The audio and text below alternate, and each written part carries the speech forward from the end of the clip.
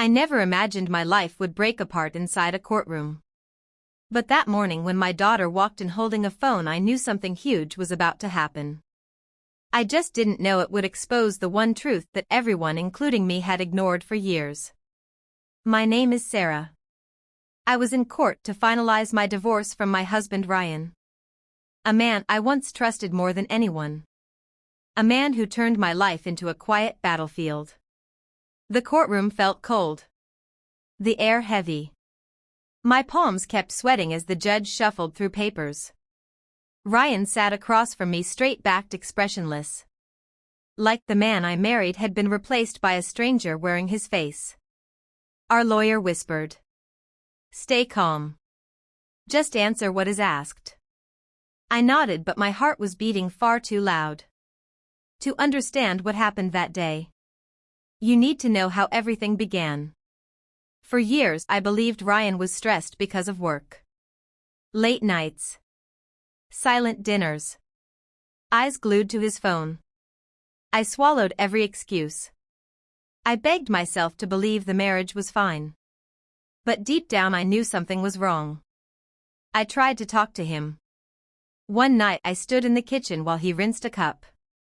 I said, "Ryan, we hardly talk anymore. Are you okay?" He didn't look at me when he replied, "Sarah, I'm tired. Don't start another argument." That response became a pattern. If I questioned anything, he called it drama. If I cried, he called it manipulation. If I tried to save us, he claimed I was the reason the marriage was dying. But the real fall began when our daughter Emma came home one day with tears hidden behind a fake smile. She was 16. Quiet. Observant. Too mature for her age. I asked, "Emma, what happened?" She said, "Mom, nothing, I'm fine." But children cannot hide pain from their mothers. I felt it. Something had cracked. Weeks passed and Emma kept withdrawing. Avoiding family dinners. Returning late from school. Keeping her door locked. I thought it was normal teenage behavior. Until one night she whispered the words. That changed everything. "Mom, Dad is not who you think he is." My breath paused. "What do you mean?" She hesitated. "He brings a woman home when you're not here. I've seen them. I've heard them." I froze. The world around me went silent. Every lie Ryan told me suddenly aligned like pieces of a puzzle I never wanted to solve. I confronted him the next morning. He was tying his tie.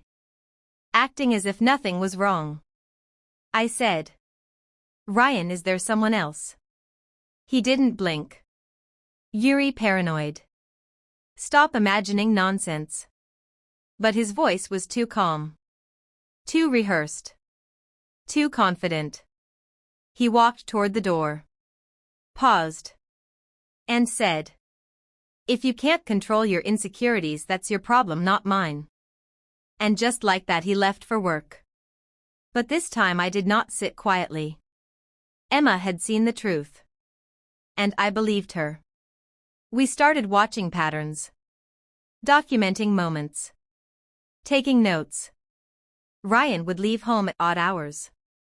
Return with excuses that sounded copied from the internet. He changed passwords on every device. He hid his bank statements. He became careless with lies because he assumed we would never question him. Then one evening when he thought he was home alone, he made a mistake.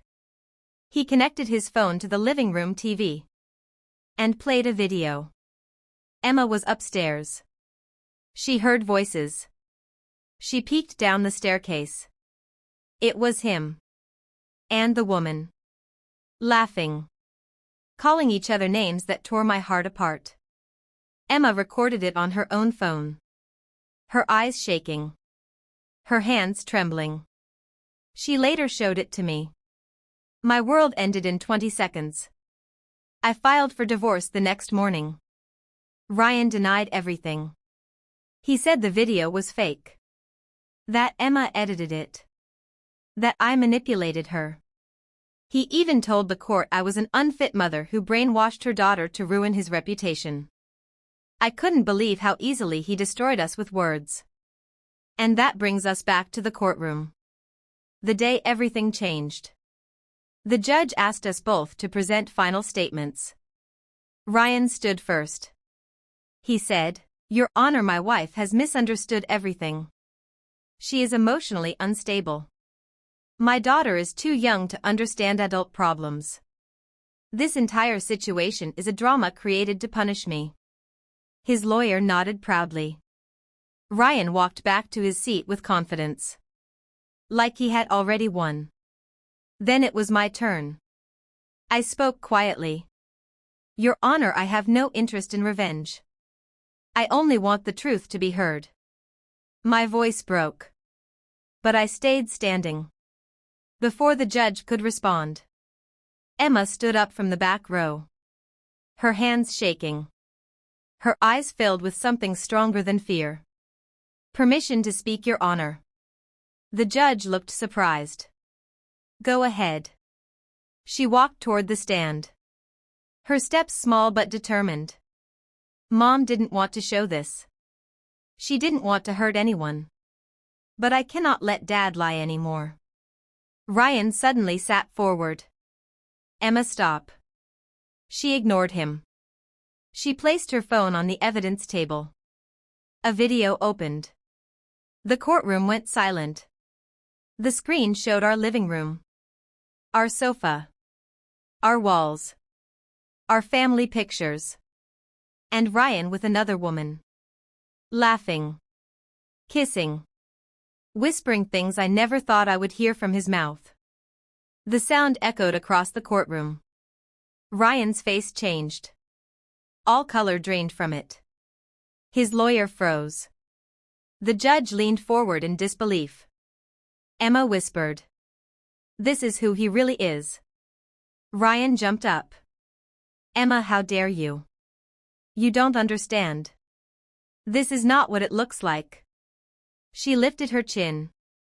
"It looks exactly like what it is." The judge raised a hand. "Sit down, Mr. Ryan. This evidence is clear and your daughter's testimony is compelling." For the first time Ryan looked scared. Not angry. Not defensive. Scared. And in that moment I realized he wasn't afraid of divorce.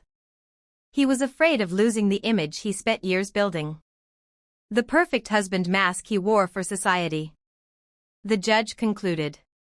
Custody will be granted to the mother. Divorce finalized. Spousal claims in her favor. And Mr. Ryan. This court warns you for dishonesty and manipulation. But the twist came after the hearing. When Ryan approached Emma outside. "Why would you betray me like this?" She stared at him. "You betrayed yourself." "I only showed the truth." He turned toward me. "I'll make you regret this." I replied. "Ryan, for years I cried quietly thinking I wasn't enough. But now I know. I was more than you ever deserved." He stepped back. Realizing he had no power left. Later that night, Emma and I sat in our small apartment eating takeout. She smiled for the first time in months. "Mom. Are you okay?" I nodded. For the first time in a long time. Yes. Because the truth had finally spoken. And it wasn't through me. It was through the daughter he underestimated. As I watched her laughing, a strange peace settled inside me. My marriage had ended. But something far more important had survived. Our bond. Our truth. Our strength. And that became the real victory. He tried to break us with lies, but in the end it was our truth that destroyed him.